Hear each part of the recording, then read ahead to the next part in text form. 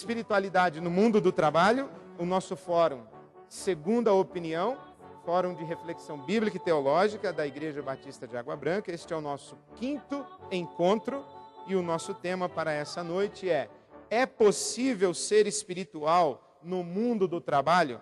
A relação entre espiritualidade e cultura secular. E eu quero basear a minha argumentação dessa noite em 5 fundamentos, ou 5 conceitos. O conceito chamado na teologia de mandato cultural. O segundo conceito do Paul Tillich, de teonomia. Terceiro conceito, também do Paul Tillich, o conceito de princípio protestante. Quarto conceito, a teologia da missão integral. E quinto conceito, o conceito reformado de vocação. Então, vamos por partes. O mandato cultural. Nós temos uma tradição religiosa e filosófica que vincula muito mais propriamente o trabalho a uma maldição.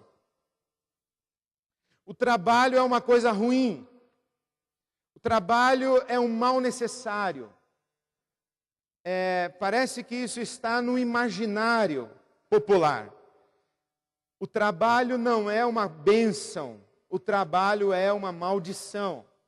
Provavelmente, tiramos isso de 2 expressões. A primeira, a bíblica. Quando você lê no Gênesis, o capítulo 3, quando Deus diz a Adão: a terra será amaldiçoada por tua causa, a terra vai gerar espinhos e ervas daninhas,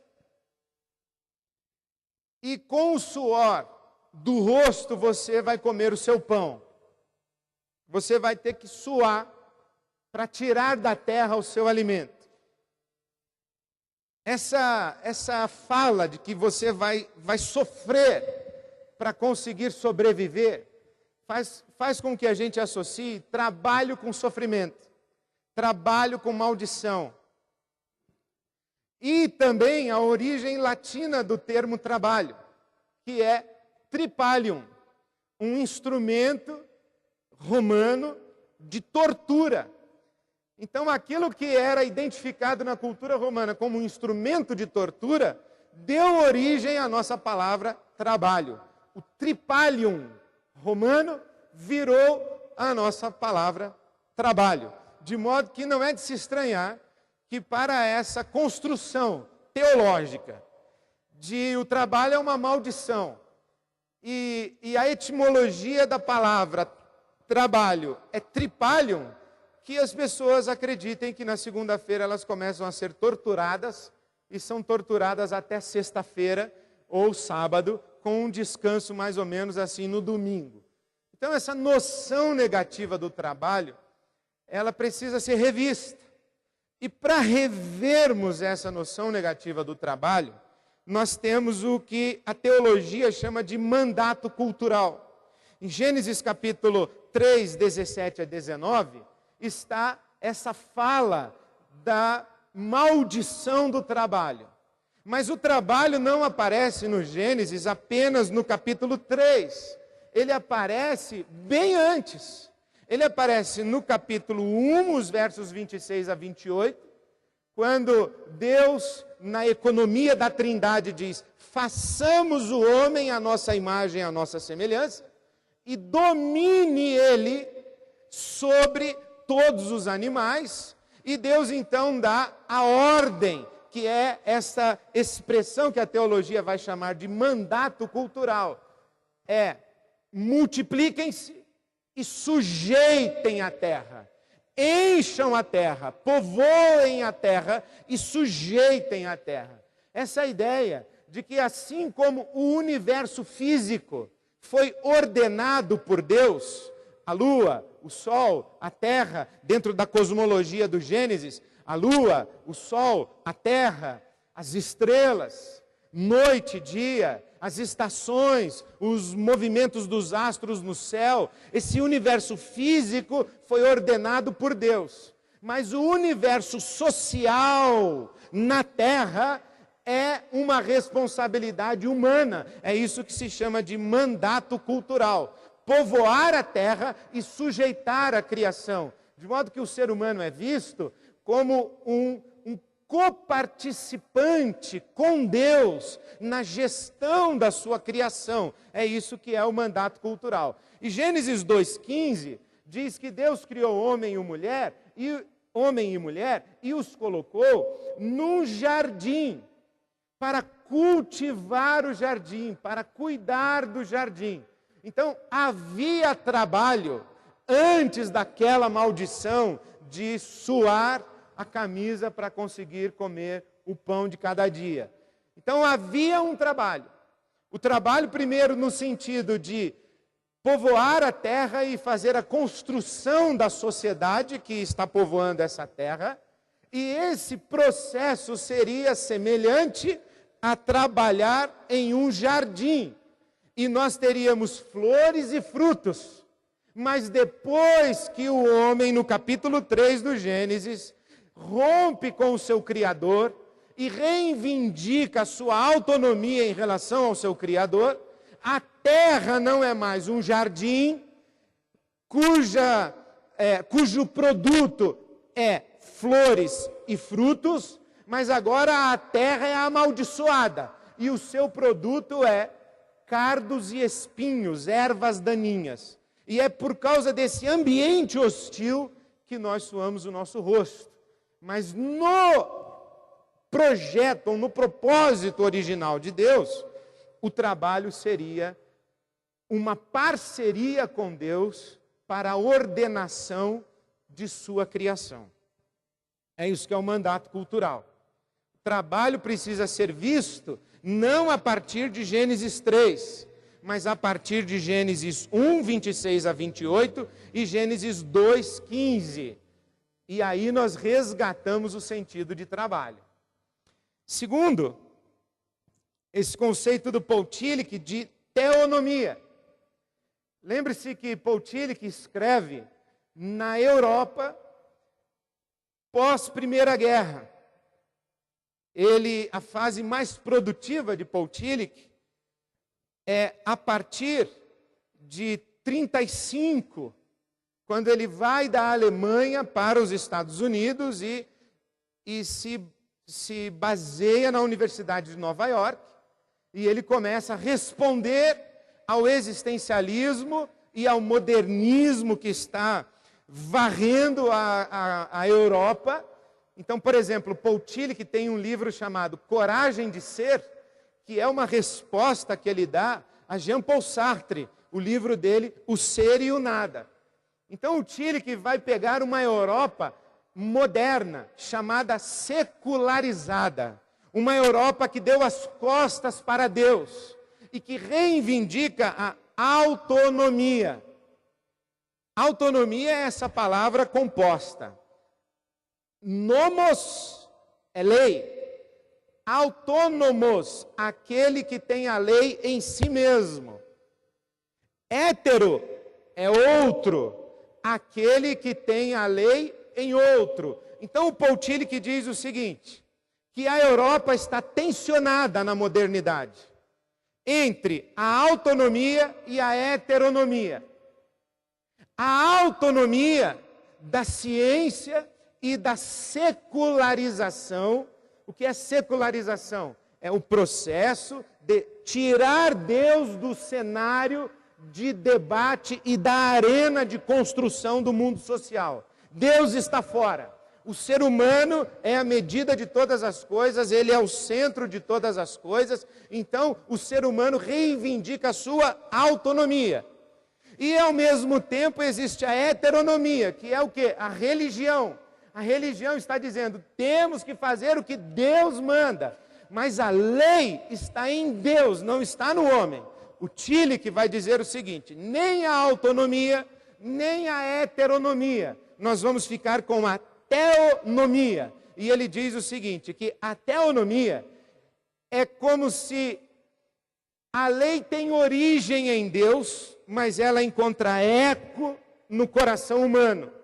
de tal maneira que o ser humano, no seu vínculo com Deus, ele não sabe mais se aquilo é de Deus ou é dele.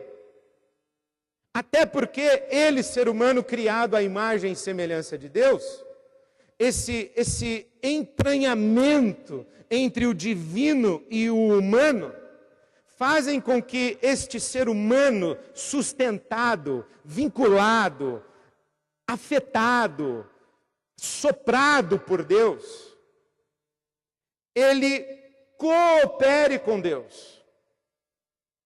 Para o Paul Tillich, no conceito de teonomia, Deus e o homem são parceiros na construção do universo social, na construção da realidade. Por quê? Por causa de um conceito muito importante do Paul Tillich. O Paul Tillich não acha, o que é importante para nós, que Deus é um ser ao lado de outros seres. O Paul Tillich diz que Deus é o ser em si, que sustenta todos os seres. Nada existe fora de Deus. Nada existe autônomo em relação a Deus. Nada existe fora do sopro divino. Nada existe sem que seja afetado por Deus. E isso para nós cristãos é muito óbvio. Lembre-se o que o apóstolo Paulo disse em Atos 17, lá em Atenas. Em Deus nós somos, nos movemos e existimos. Nele vivemos, nos movemos e existimos. Digamos assim, nós boiamos em Deus. Deus tudo interpenetra. E Tiago vai dizer no capítulo 1 que toda boa dádiva provém de Deus. Portanto, esse conceito de teonomia diz o seguinte: não há nada de bom que o homem faça, que ele não faça porque Deus atua nele, ser humano. Não é possível ao ser humano existir fora de Deus. É possível existir sem consciência de Deus. É possível existir em rebelião a Deus, mas não é possível existir fora de Deus, porque fora de Deus não existe nada. Então Deus a tudo anima, e toda a beleza que há no universo, e toda a beleza que há na ação humana, ela tem inspiração divina. Em outras palavras, para o Paul Tillich, a penicilina é resultado da ação divina e da ação humana. Um quadro de Picasso é resultado da ação divina e da ação humana. Principalmente quando aquilo que o ser humano faz, ele faz em resposta ao absurdo da existência. Lembra-se que o conceito de espiritualidade que nós estamos usando aqui é esse confronto entre a finitude e a eternidade.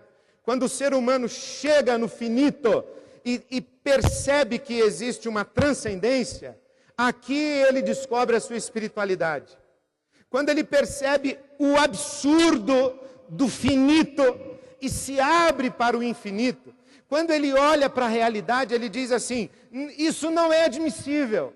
E ele reage a isso que não é admissível. Isso demonstra que ele é um ser espiritual. E essa capacidade de reação ao que não é admissível, o Paul Tillich vai dizer, é expressão da ação divina na pessoa humana, mesmo que essa pessoa não tenha consciência disso. Então, quando, por exemplo, os cientistas olham para uma peste bubônica, para uma febre amarela, e eles reagem dizendo, não é possível.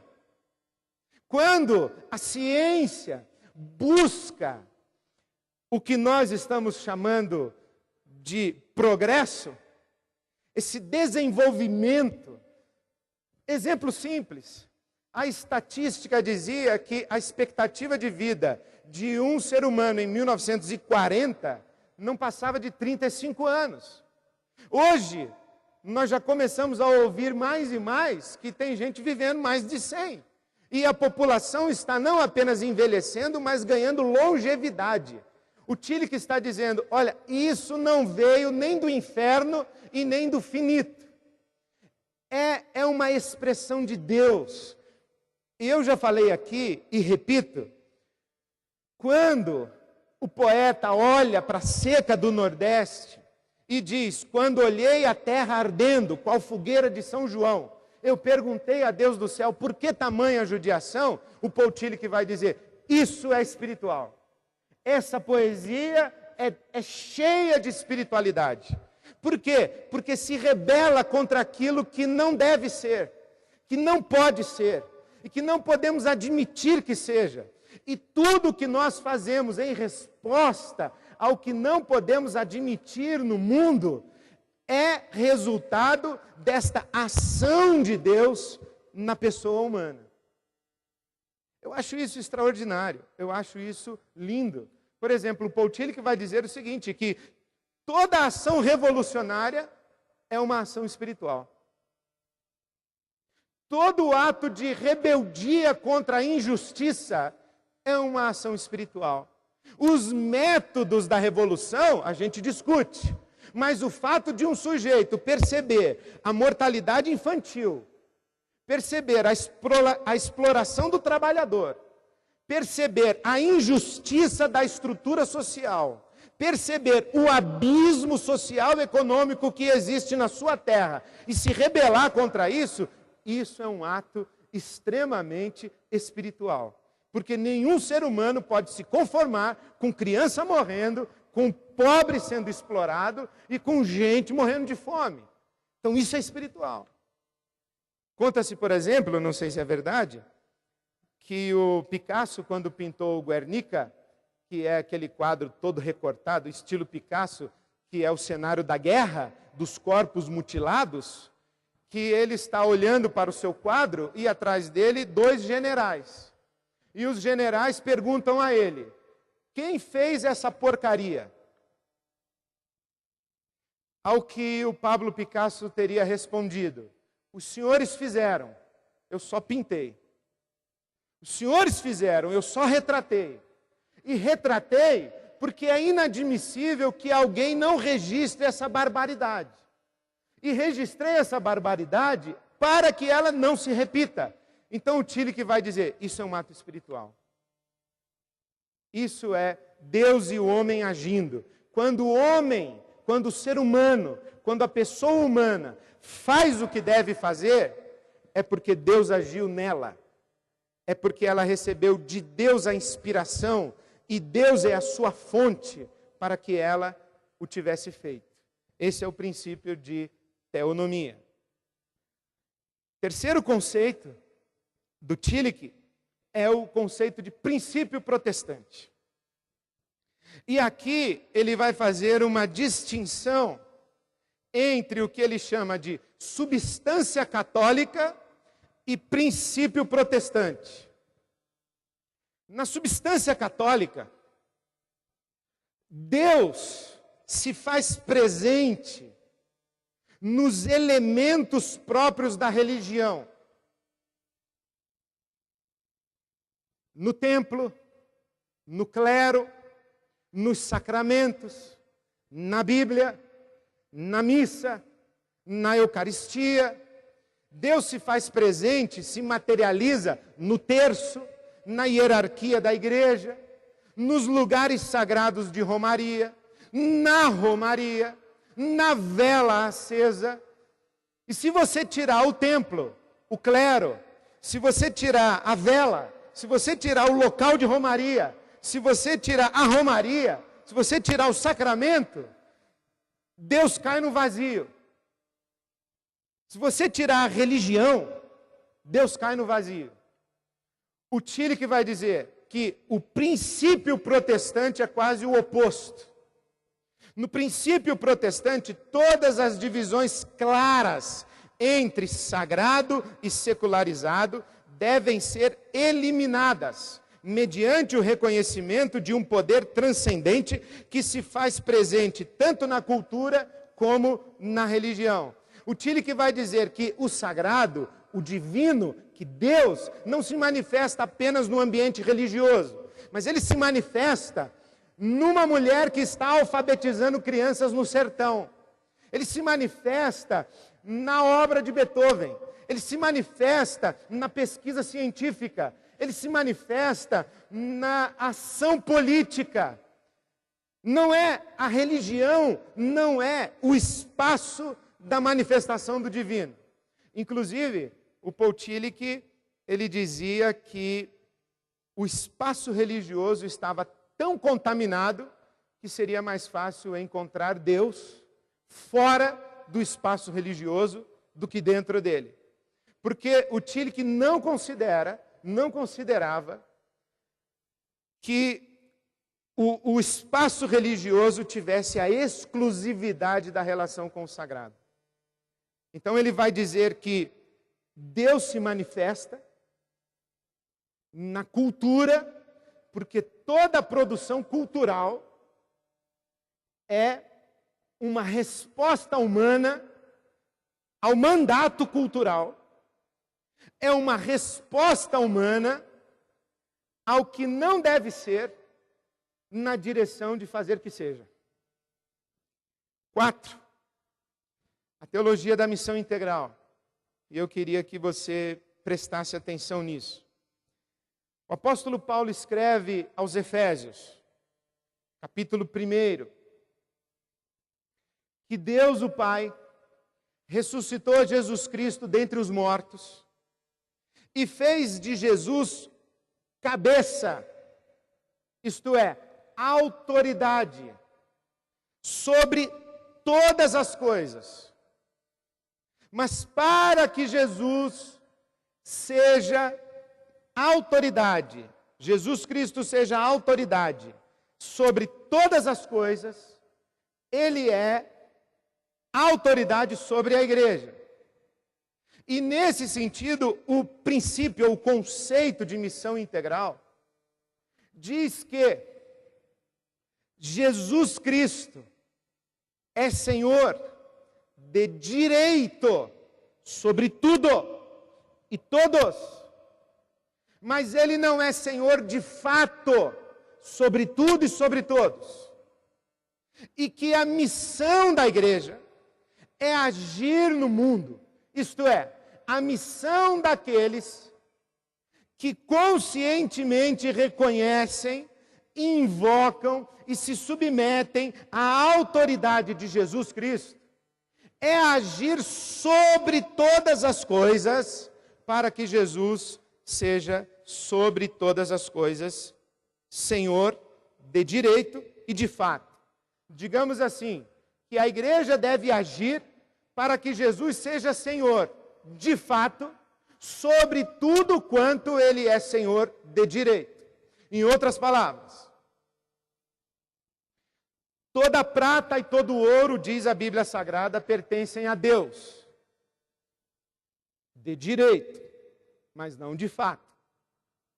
Toda a ciência, toda a tecnologia, toda a expressão de cultura, toda a estrutura social, corporativa, política, quem é Senhor sobre tudo? É Jesus Cristo. Mas de direito, não de fato. A nossa ação deve ser para que Jesus se torne Senhor de direito e de fato sobre todas as coisas. Em outras palavras, sobre esta família,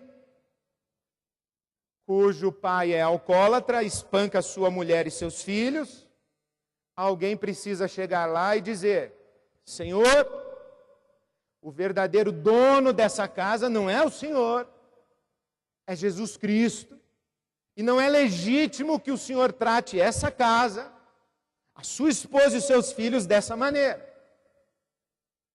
Senhor administrador público, o verdadeiro dono destes recursos é Jesus, e não é legítimo que o Senhor os administre dessa maneira. Senhor general, Senhor explorador do petróleo, Senhor dono do canavial, Senhor gerente da farmácia, o verdadeiro dono desse negócio todo é Jesus. Não é legítimo que isso seja administrado dessa maneira. Tudo quanto existe deve ser administrado para o bem comum. Não é legítimo que algo seja administrado à busca e a partir de interesses pessoais. Então, o conceito de missão integral vai dizer para nós isso, que a verdadeira ação daqueles que conscientemente se relacionam com Deus não é converter pessoas. É promover de maneira integral, integrada, completa, a melhor gestão de tudo para o bem comum ou para o bem do maior número de pessoas. Esse é o nosso caminho. Abraham Kuyper, ele disse: não há um só lugar no universo sobre o qual Cristo não possa colocar o seu dedo e dizer: isto é meu. Pense na sua mesa de trabalho. Jesus pode entrar lá, botar o dedo em cima da mesa e falar: é meu.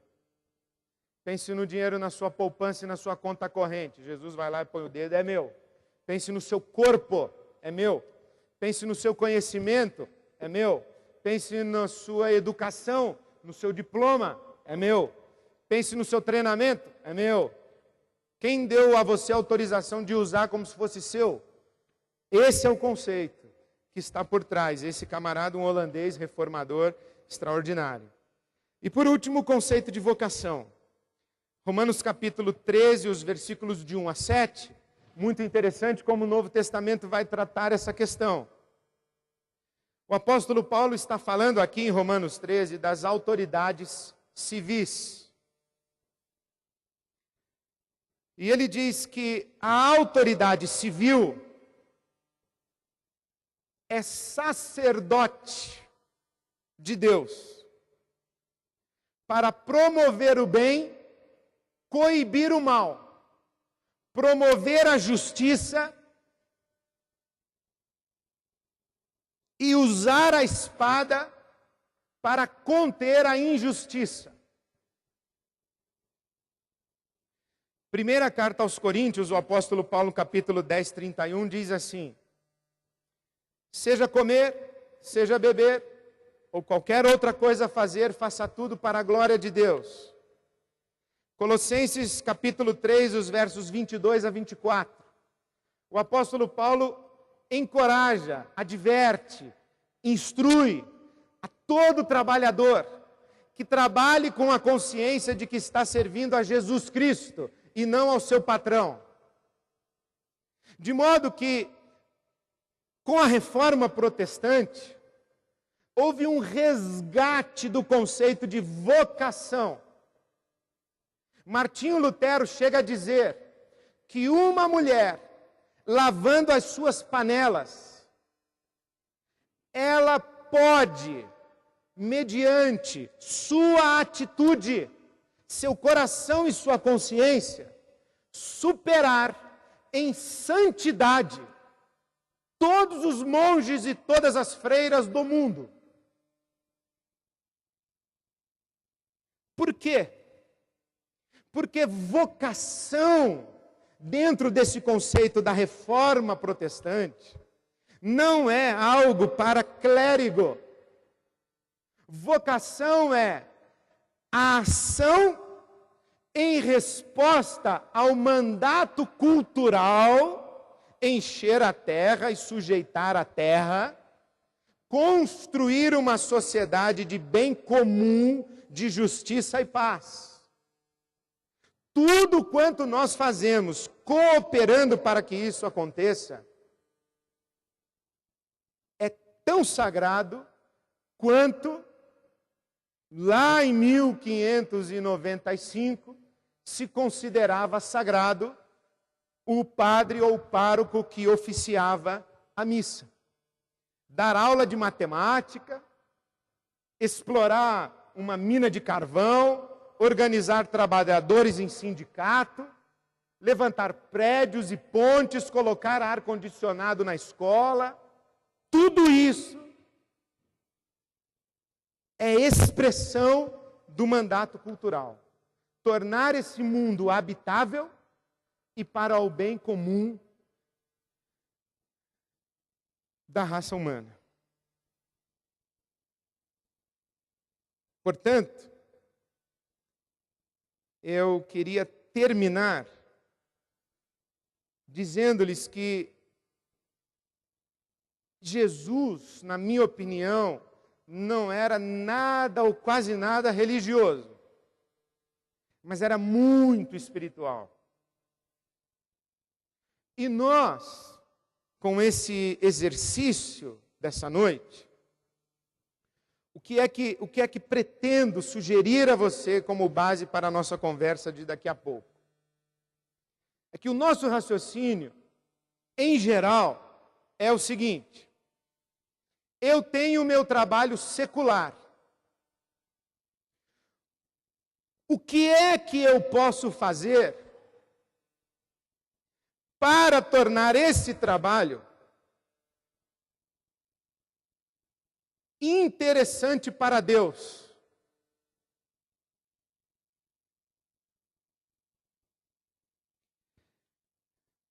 Por exemplo,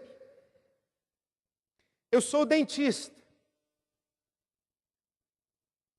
e eu dedico meu dia a procedimentos odontológicos.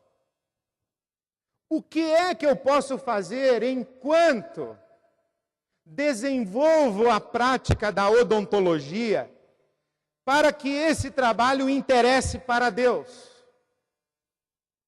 Então nós construímos as nossas teorias. Coloque uma Bíblia na sala de espera. Coloque uma televisãozinha com um clipe gospel na sala de espera. Coloque no seu consultório revistas evangélicas, folhetos evangelísticos. Aproveite enquanto o seu paciente está de boca aberta e fale de Jesus para ele. Evangelize-o. Seja honesto. Utilize o melhor material que você puder a partir do preço que você cobra e do público que você atende. Não seja desonesto com o seu paciente. Dê testemunho que você é crente. E com esse testemunho assim da sua honestidade, que a pessoa vai ver que você é uma pessoa fora de série, você aproveita para falar de Jesus para ela. Essa é a visão que a gente tem de como é que a gente é espiritual no mundo do trabalho. O que eu quero insistir é que tudo isso que eu falei responde à pergunta: como ser religioso no mundo do trabalho? Mas não necessariamente responde à pergunta a respeito da espiritualidade no mundo do trabalho. Eu estava tentando ensinar essas coisas para um grupo de profissionais há um mês, num congresso. E quando eu terminei de falar tudo que eu tinha que falar, um senhor se aproximou de mim com toda a boa intenção, que eu não quero questionar e nem criticar, eu só quero fazer o paralelo de compreensão. E disse assim para mim: pastor, tudo isso que o senhor falou eu faço. Eu disse: é mesmo? Como é que você faz? Lá na empresa onde eu trabalho, eu reuni os evangélicos e nós organizamos a festa de Natal da empresa todo ano. E temos uma reunião de oração na hora do almoço já há muitos anos. E a nossa festa de Natal dos evangélicos, lá no nosso trabalho, ela é esperada e aguardada.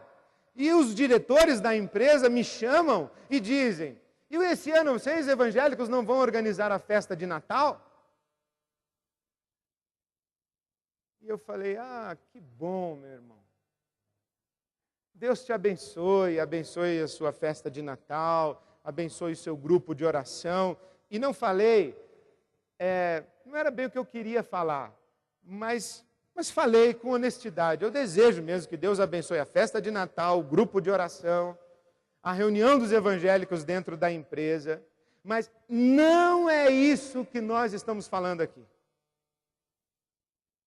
Não é como que eu transformo a minha atividade como engenheiro em alguma coisa que seja interessante para Deus. Que elementos eu tenho que trazer e que eu aprendo na igreja e que eu trago para o meu ambiente de trabalho, que eu vou buscar lá na igreja e eu trago para o meu ambiente de trabalho, para fazer com que esse trabalho aqui seja interessante para Deus. O que eu quero responder exatamente para você, como que você transforma o seu trabalho de engenheiro interessante para Deus? Sendo um ótimo engenheiro. Como que você transforma a sua aula de matemática num trabalho para Deus? Dando uma excelente aula de matemática. Nós achamos o seguinte, que se a gente vai ao ambiente de trabalho e não leva a religião, isso não foi servir a Deus. Agora, se a gente resgata que Deus disse assim, meus filhos, construam uma ordem social justa e pacífica e trabalhem para que a terra produza fruto que alimente a todos. Trabalhe para atenuar o sofrimento de todos nessa terra que tem ervas daninhas. Se nós resgatarmos que desde escrever uma poesia, compor uma canção, construir uma ponte, isso é uma resposta humana ao que não é, na tentativa de construir o que deve ser. E que nós só fomos capazes de dar essa resposta porque Deus está agindo em nós e nos inspirando, nos sustentando com vida, nos capacitando. Se nós resgatarmos que Deus não se manifesta apenas no ambiente religioso, mas Ele se manifesta em toda a teia da sociedade, inclusive na religião, embora haja controvérsias, porque assim como há controvérsias que alguns ambientes culturais são expressões divinas, também é verdade que há alguns ambientes religiosos que a gente duvida muito que sejam expressões divinas, mas Deus não está restrito aqui ao mundo da religião. Se nós resgatarmos que a nossa ação no mundo deve ser trazer tudo para que funcione de acordo com os interesses do verdadeiro proprietário, que é Jesus Cristo, e se nós resgatarmos o nosso conceito de vocação, então como é que nós somos espirituais no mundo do trabalho? Fazendo o nosso trabalho para abençoar pessoas e servir pessoas. É assim que a gente é espiritual no mundo do trabalho. Eu diria, se você dá aula de matemática para ganhar dinheiro e multiplica o número de aulas e não tem tempo para preparar a sua aula, porque você precisa ganhar dinheiro e a sua aula é sofrível e a sua relação com aquelas pessoas é sofrível, e se o conteúdo que você oferece é sofrível, eu diria, não adianta fazer oração, não adianta ler a Bíblia antes, não adianta fazer grupo de solidariedade para ajudar a creche do lado da escola, porque a primeira coisa que Deus está querendo de você é uma aula de matemática. É isso. É que você faça bem a ponte que você está fazendo, para a ponte não cair. É que você organize minimamente esse trânsito dessa cidade de São Paulo. É que você não seja corrupto no seu mandato político, no seu cargo eletivo. É isso. Por quê? Porque Jesus, no julgamento final, em Mateus 25, 31 a 46, ele diz assim: tive fome e você me deu de comer, tive sede, você me deu de beber, estive preso e você foi me visitar. E nós poderíamos aumentar essa lista. Fui analfabeto e você me ensinou a ler e a escrever. Eu tive dor de dente e você me atendeu de madrugada. Eu precisei comprar uma casa e você me ajudou no financiamento. Aliás, eu precisava comprar casa e você aperfeiçoou o sistema financeiro de financiamento da casa própria para o trabalhador. Isso é servir a Deus. É assim que Jesus vai... Ele não diz, você leu a Bíblia comigo, fez uma oração comigo na hora do almoço e você me falou sobre o pré-milenismo pós-tribulacionista e me ensinou a escatologia do Apocalipse. Não, ele não fala isso. Bom, é importante, eu insisto, é importante você ler a Bíblia com as pessoas? É. É importante você orar com elas? É. Mas significa que se você está dando aula de matemática, fazendo uma cirurgia, trocando um pneu de um carro, trocando o carburador de um carro, você não está servindo a Deus? Não, não significa. Eu hoje, graças a Deus, já não ouço mais tanto assim na nossa comunidade chamada Igreja Batista de Água Branca. Mas durante muito tempo eu ouvi pessoas dizendo: o meu trabalho secular não me deixa servir a Deus. Entende isso? Pastor, eu vou me aposentar no ano que vem, eu vou poder me dedicar mais a servir a Deus. E eu não canso de contar, e encerro fazendo uma homenagem ao meu amigo, que se me ouvir vai saber que é ele, que enquanto foi médico aqui nessa cidade de São Paulo, fez do chão ao tudo 2 postos de saúde no tempo em que o PT tinha a prefeitura de São Paulo. Trabalhou muito, de sol a sol. Um dia, eu chamei esse meu amigo e disse assim: você está trabalhando bastante para o PT. Quando é que você vai começar a trabalhar para Deus? Em outras palavras, eu tinha dentro da minha igreja mão de obra mais do que qualificada para organizar retiro de casais, para organizar um departamento de evangelismo, para organizar um projeto de educação de jovens, para atuar na liderança de grupos de estudos bíblicos nas casas. Mas eu não podia contar com esse homem, porque ele estava trabalhando para fazer posto de saúde para o PT. Então eu fui lá e disse assim: companheiro, quando é que você vai parar de trabalhar para o PT e vai começar a trabalhar para Deus? Em outras palavras, quando é que você vai se desobrigar do seu trabalho secular para se envolver nas atividades da sua igreja? Para a gente conseguir ganhar mais pessoas para Jesus e para a gente trazer mais pessoas para dentro da igreja. Aí esse meu amigo respondeu: pastor, o senhor não ensinou para nós que o reino de Deus é maior do que essa igrejinha aqui? Falei, sim, claro. E você não ensinou para nós que quando a gente serve pessoas, a gente está servindo a Deus? Sim, claro, foi o que eu disse para você. Falei, então o senhor acha que eu estou me matando de trabalhar na periferia de São Paulo para servir ao PT? Ou o senhor considera a possibilidade que eu esteja servindo aquela gente pobre em nome de Deus e para a glória de Deus? E que isso é o melhor que eu posso fazer com as competências que Deus me deu, a formação que Deus me deu? Eu falei, sim, é exatamente isso que eu queria lhe dizer. Exatamente isso.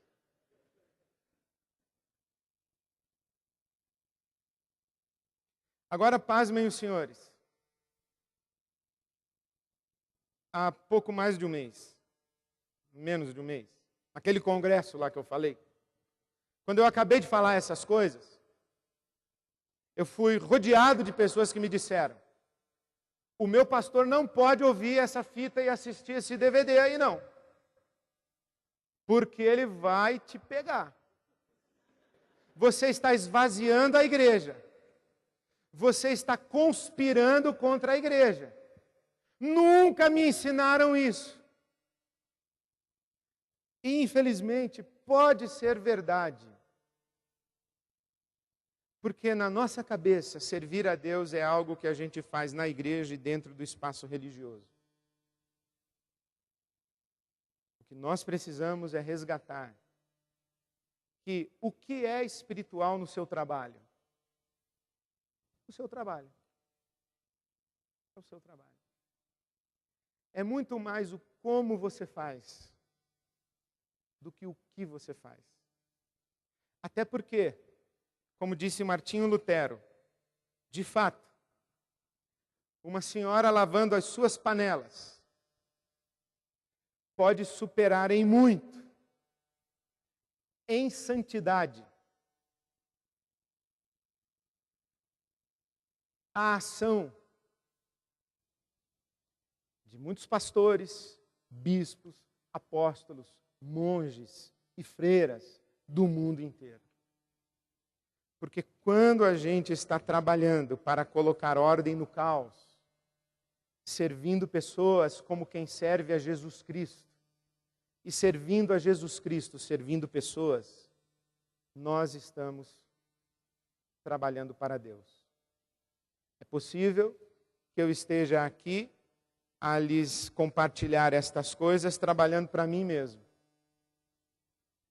E a senhora que está em casa agora, terminando o jantar, para servir ao seu marido e aos seus filhos, que chegam cansados de um dia de trabalho, esteja servindo a Deus. É muito possível que alguns clérigos que ocupam os púlpitos estejam promovendo o caos. E alguns homens que com um macacão surrado recolhem os lixos de nossas ruas estejam servindo a Deus e promovendo a beleza, a ordem e contribuindo para que esse mundo seja minimamente habitável e muito mais parecido com um jardim do que com uma terra amaldiçoada. Esse é o nosso trabalho.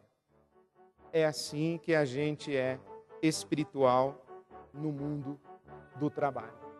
Portanto, é possível ser espiritual no mundo do trabalho? Sim, é possível. Que Deus nos ajude a sê-lo. Amém.